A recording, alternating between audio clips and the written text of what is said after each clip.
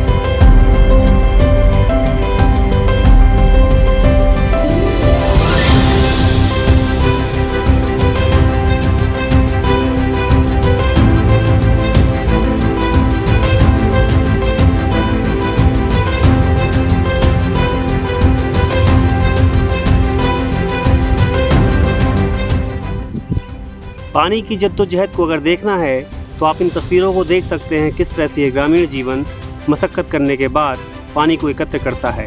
इस इलाके में जहाँ पे पानी का जो संकट है, जहाँ पे पशुओं के लिए चारा बमुश्किल मुहैया होता है, वहाँ पर जंगलों का कटान किया जाना अपने आप में बड़े सवाल खड़े करता है। माता जी, आप गाँव से ऐसे ही रोज़ पानी लाती हैं?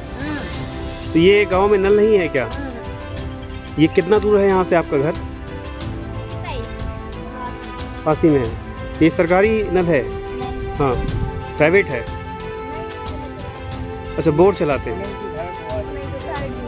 तो इससे कितने लोगों का पानी भरता है? कितनी आबादी होगी लमसम? 150 लोग हैं। ग्राम पंचायत कौन सी है? पंजरा। तहसील कौन पड़ेगा?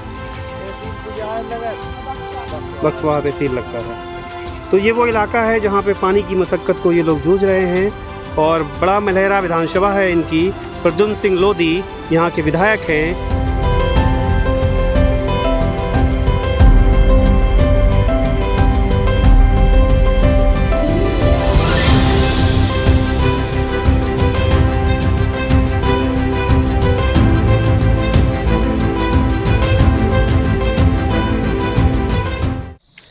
देश भर में लगातार जो बक्सवाहा के जंगलों का विरोध चल रहा है, सोशल मीडिया से लेकर के तमाम सामाजिक कार्यकर्ता, देश भर के पर्यावरणविद और लोकल छतरपुर के स्थानीय बासिंदे लगातार इसका विरोध कर रहे हैं। हम आज बक्सवाहा के उन जंगलों में खड़े हैं जो हरे भरे हैं लेकिन अनमने हैं।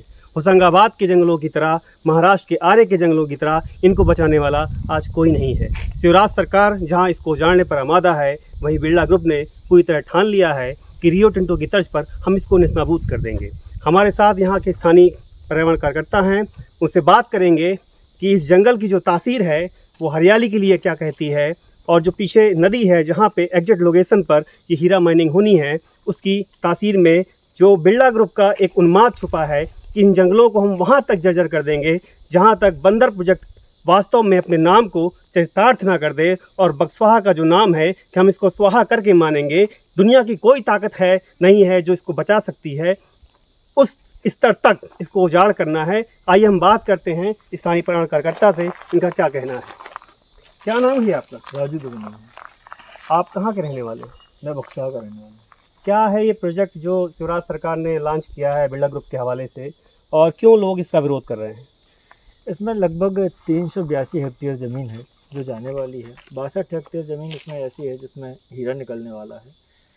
क्योंकि यहाँ के जो 15 गांव हैं वो लगभग इसी जंगल पर आधारित हैं, या फिर ये कहें कि इसी जंगल से उन्हें पल रहे हैं। इस जंगल से उन्हें महुआ, पत्ती और जो भी वन संपदा है जो मिलती है उनके लिए, और उनसे उनके घर का काम चलता है। इस पूरे जंगल में कितने पेड़ काटे जाएंगे?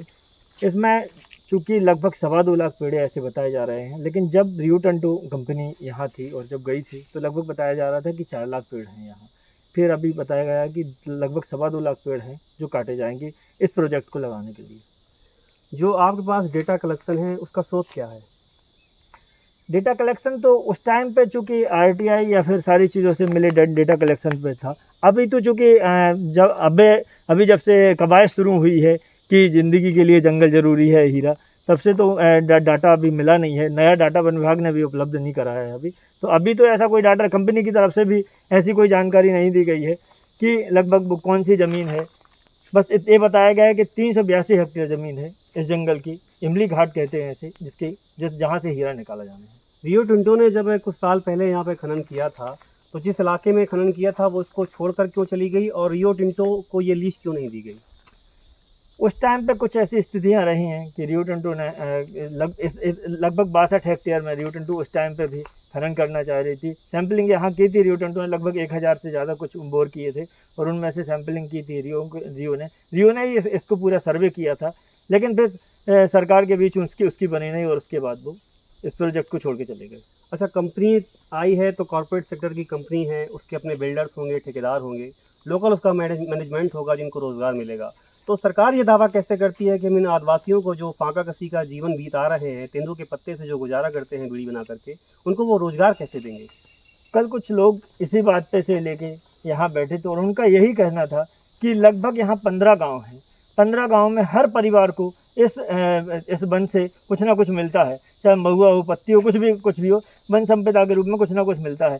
लेकिन अगर ये जंगल कट जाएंगे तो उनका क्या होगा? वहीं कुछ लोगों का कहना ये भी था यहाँ कि एक पूरे जैसे पूरा गांव है, वहाँ मान लो कि 60 परिवार हैं, उनमें से 4 लोगों को रोज़गार मिलेगा, तो बाकी परिवारों का क्या होगा? तो सबसे पहले तो अभी तक कंपनी की तरफ से भी ये डाटा क्लियर नहीं किया गया है, ना बताया गया है कि कितने लोगों को रोज़गार मिलेगा और क्या स्थितियां होंगी। जबकि इस वन भूमि से या इस वन से लगभग सारे परिवार जो यहाँ के आसपास के गांव हैं उनकी वो सारे परिवार पल रहे हैं। यहाँ पे जो विरोध हो रहा है उसमें अब चूँकि देश भर के लोग जुड़ते जा रहे हैं। कल एक वीडियो हम देख रहे थे जो सोशल मीडिया पे और यूट्यूब पे वायरल हो रहा है कि स्थानीय नागरिकों ने बाहर के लोगों का विरोध किया है कि हमें यहाँ के हम स्थानीय लोग हैं, हम ही इसका जो है देखेंगे पूरे आंदोलन को, हमें बाहरी लोगों की ज़रूरत नहीं है। ऐसा क्यों? उनका मानना ये है कि ऐसा ना हो कि ना तो रोज़गार मिले और जंगल का जंगल कट जाए, और बाहर के जो लोग हैं वो कंपनी के साथ मिलकर और ये पूरा खेल खेल दें। तो उनका कहीं ना कहीं जो अंदर उनके ये लग रहा है उन्हें, और उस कारण उनका ये मानना है कि भाई यहाँ के लोग विरोध भी करेंगे और यहाँ के लोग रोज़गार की बात करेंगे, ताकि लोगों को कम सके ये सही बात पहुँच सके, कंपनी तक ये सही बात पहुँच सके कि यहाँ के लोगों को इतना जो जंगल कट रहा है उसके बदले अगर मिलेगा तो क्या सरकार इस जंगल को उजाड़ने के बाद दोबारा बसाएगी? जैसा वो कहती है कि हम दूने पेड़ लगाएंगे, और खजुराहो झांसी एक्सप्रेस वे देख लीजिए, बुंदेलखंड एक्सप्रेस वे में 1,90,000 पेड़ काटे गए। Ken Betwa river link project आपका जो प्रस्तावित है उसमें 7 से 23 लाख पेड़ काटे जाने हैं। 7 से 23 लाख पेड़ वो काटेंगे आप बुंदेलखंड के, 2.5 लाख पेड़ करीबन ये काटेंगे, तो बुंदेलखंड का जो आने वाला भविष्य वो क्या होगा? बुंदेलखंड के पेड़ काटने और लगाने की बात तो ऐसे है कि बड़े बड़े दावे किए जा रहे हैं कि हम 15 गुना पेड़ लगाएंगे, जबकि अभी तक ये भी नहीं बताया गया है, ना तो वन विभाग की तरफ से बताया गया है ना कंपनी की तरफ से बताया गया है कि वो कौन सी भूमि होगी जिनमें वो पेड़ लगाए जाएंगे। जब भूमि का ही अभी तक पता नहीं है तो पेड़ कहाँ लगेंगे, कैसे लगेंगे, सिर्फ कागजों पे लगेंगे, ये तो देखना होगा। यहाँ पानी कितने फुट पे है? पानी का तो है कि यहाँ मतलब 400 फीट 300 फीट, और जब यहाँ एक कंपनी लगेगी फिर पता नहीं स्थितियाँ क्या होंगी। वैसे भी यहाँ जो पूरी एरिया है वहाँ पानी बहुत नीचे है। अभी कुछ कुएं हमने रास्ते पे देखे जो पूरी तरह से ड्राई थे, और उनको बिना पानी निकले बांध दिया गया है। अब वो बरसात का इंतज़ार कर रहे हैं कि ये बरसात आएगी तो पानी भर जाएगा। जब ये पेड़ कट जाएंगे तो जब पूरा इकोसिस्टम डैमेज हो जाएगा तो फिर पानी कैसे बरसेगा? बक्सवाहा का पूरा ब्लॉक जो है वो जल संकट से अभी जूझ रहा है और हर साल ये स्थिति होती है कि लोग पीने के पानी के लिए भी मुहताज रहते हैं। यहाँ के जो किसान हैं उनकी स्थितियाँ बेहद ख़राब है। क्योंकि यहाँ तो ना तो कोई बड़ी नदी है, ना उनके पास बड़े कोई बांध है। इस कारण से क्योंकि जल संकट ऐसा है कि पीने के लिए पानी के लिए परेशान है, तो आप समझ सकते हो कि स्थितियाँ क्या हैं। अब जब जंगल कट जाएगा और जब यहाँ वो माइन से या फिर उनका जो प्रोजेक्ट है वो लग जाएगा, उसके बाद क्या स्थितियाँ होंगी वो तो फिर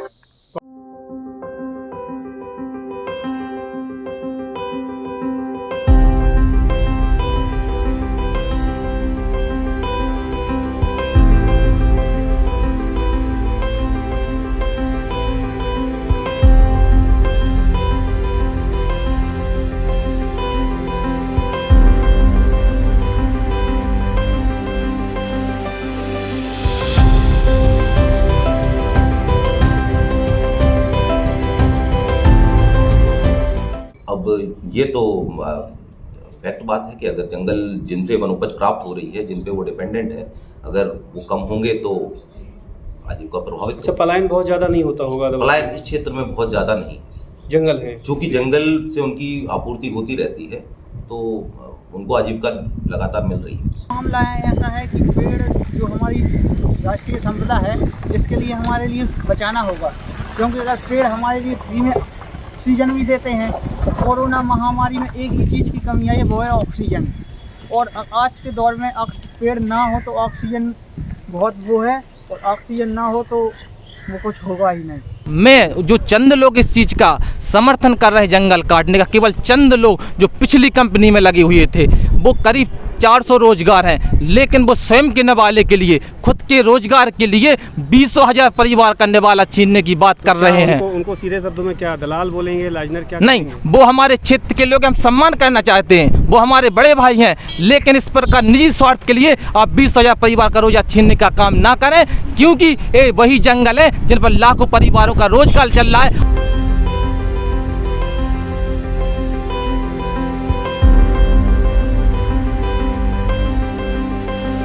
इस जंगल के कटने के बाद जो स्थानीय इलाका है वो किस तरह से बंजर हो जाएगा, जो पानी की स्थिति है किस तरह से बहुत ज़्यादा क्राइसिस की तरफ मुड़ जाएगी, और जंगल वीरान होने से लोगों के सामने कैसे संकट खड़े होंगे। अब देखना यह है शिवराज सिंह की सरकार इस प्रोजेक्ट को मुकम्मल करती है या सामाजिक कार्यकर्ता और जो पर्यावरणविद हैं उनके विरोध के बाद इस पर रोक लगाती है। मैं बुंदेलखंड 22 से आशीष सागर, बक्सवाहा।